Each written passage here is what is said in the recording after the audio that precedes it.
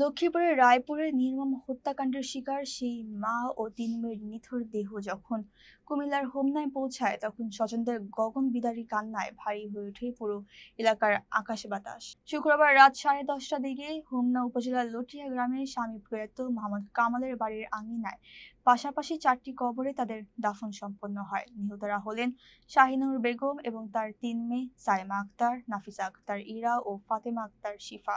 হোমনা থানার officer in charge Thomas Barua দাফন সম্পন্ন হওয়ার বিষয়টি নিশ্চিত করেছেন।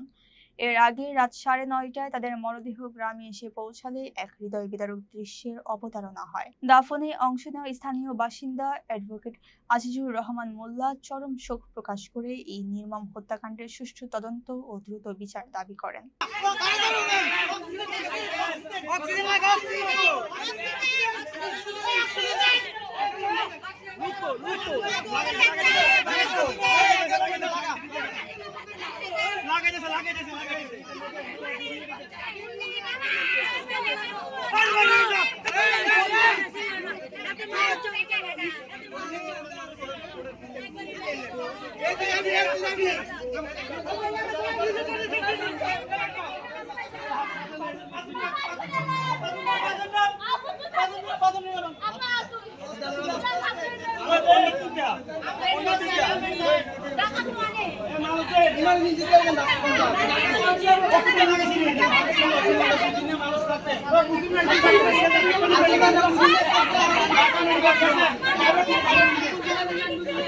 ভিতরে আছে।